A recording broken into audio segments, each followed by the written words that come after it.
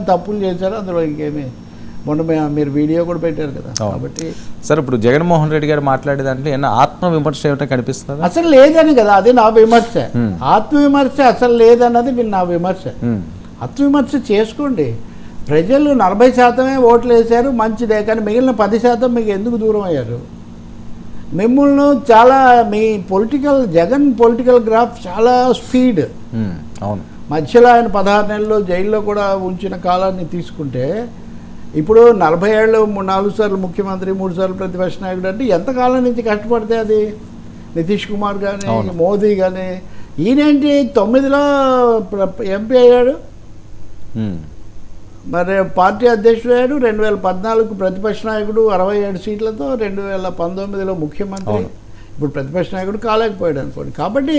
ప్రజలు మీ మీద అంత నమ్మకంతో 2 సార్లు కూడా ఓట్లు వేశారు ఇప్పుడు కూడా 40% ఓట్లు వేశారు ఓడించారు కూడా సో అంత మీకు మద్దతు ఉన్న చోట మీరు ఎందుకు ఇంత ఘోరంగా ఓడిపోయారు మీ మెజారిటీ పులివెందుల్లో కూడా తగ్గిపోయింది సో ఆత్మవిమర్శ కూడా చేసుకోవాలి కదా కేవలం ఎదురుదాడి మాత్రమే ఇక్కడ సరిపోదు ఖచ్చితమైన స్పష్టమైన తప్పిదాలు అనేకం కనిపిస్తున్నాయి పార్టీ నాయకులు కూడా కొంతమంది బయటకు వస్తున్నారు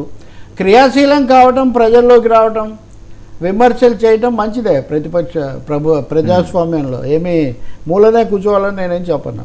కానీ అదే సమయంలో విమర్శతో పాటు ఆత్మవిమర్శ కూడా ఉండాలి కొత్తగా వచ్చిన ప్రభుత్వం మీద ఎదురుదాడితో పాటు ఓడిపోయిన మీ ప్రభుత్వాన్ని గురించి కూడా మీరు చూసుకోవాలి మీరు చూసుకోకపోయినా కానీ రేపు తప్పకుండా కొత్త ప్రభుత్వం మీ మీద కేసులు ఫిర్యాదులు కోర్టులు అవన్నీ తప్పవు దానికి అదేదో మీరు కొంచెం దానికి కూడా రంగం సిద్ధం చేయాల్సిన అవసరం ఉంది కేవలం ఎదురుదాడి గెలిచిన వాళ్ళు చేస్తేనే ఒప్పుకోవట్లేదు అవును ప్రజలు కానీ ఇంకోటి ఓడిపోయిన వాళ్ళు కనీసం విమర్శ లేకుండా ఎంతసేపు మిమ్మల్ని అంటామంటే ఎలా కుదురుతుంది తప్పు లేని వారు తమ తప్పులు ఎరుగరు అన్నట్టుగా ఎవరైనా సరే అవును దాన్ని చూసుకోవాలి సార్ ఇందాక ఈయన ఒక మాట అన్నారు మీరు అబ్జర్వ్ చేశారు లేదో మంచి చేసి ఓడిపోయామని మంచి చేసి ఓడిపోవడం ఏంటి ఆయన అంటే దాన్ని ఏ రకంగా అర్థం చేసుకోవాలి ప్రజలు పథకాలు